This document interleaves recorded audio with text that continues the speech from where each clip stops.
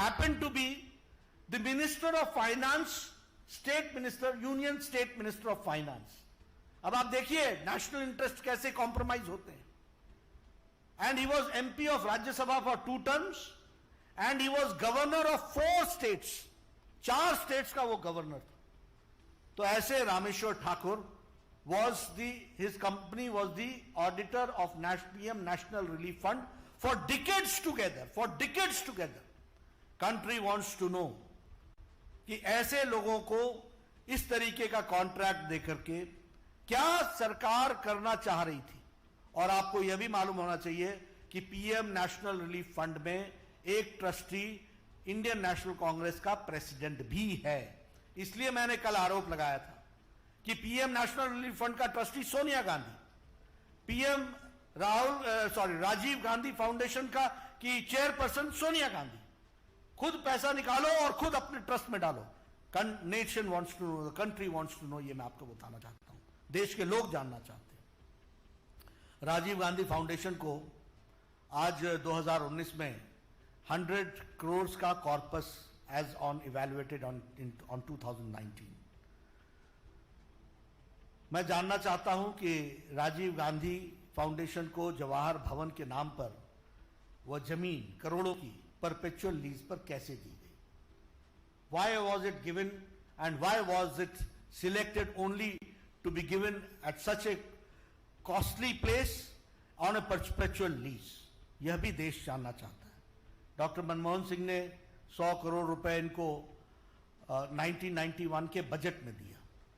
उसके बाद continuous ministries ने, वेरियस मिनिस्ट्रीज ने इनकी फंडिंग की, PSU ने फंडिंग की. But now the people of India wants to know that why the accounts of Rajiv Gandhi foundation refuse for the CAG auditing. क्यों ऑडिटिंग नहीं हुई? Why it was refused? Why RTI was not applicable in Rajiv Gandhi foundation? ये इनके अधिनायकवाद का, ये इनका अहंकार का सूचक है. ये कुछ भी कर गुजरेंगे, नियम को धत्ता दिखाएंगे, कानून को धत्ता दिखाएंगे, लेकिन उसके बावजूद भी जो मर्जी होगी वो करेंगे. और आज हम ये जानते हैं कि यह न इसकी CAG ऑडिटिंग है और न ही ये RTI के अंदर आता है. ये क्या कारण है? Country wants to know. ये मैं आपके सामने बोलना चाहता हूं. और मैं डॉक्टर मनमोहन सिंह से कहूंगा कि what is Sonia Gandhi to hide, number 1. And number 2, Manmohan Singh ji, what have you to say on this monumental loot and the organised plunder of public money? What has Manmohan Singh to say about this monumental loot and about the plunder of the public money?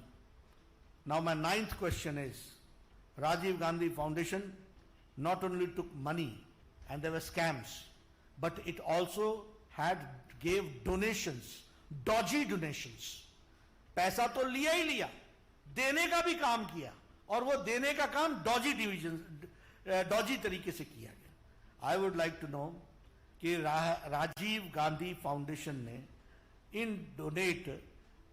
कैसे donate किया Rajiv Gandhi charitable trust को, जो controlled होती है bye family, परिवार के द्वारा चलती है, on by Christian missionary organisation known as World Vision. अब आप देखिए, पब्लिक मनी को ट्रस्ट में लाओ, ट्रस्ट से प्राइवेट ट्रस्ट में ट्रांसफर करो, और प्राइवेट ट्रस्ट में ट्रांसफर करके उसको अपने निजी स्वार्थ. फर्रुखाबाद में 140 पुलिसकर्मियों की टेस्टिंग कराई गई थी, जिसमें से 3 पुलिसकर्मी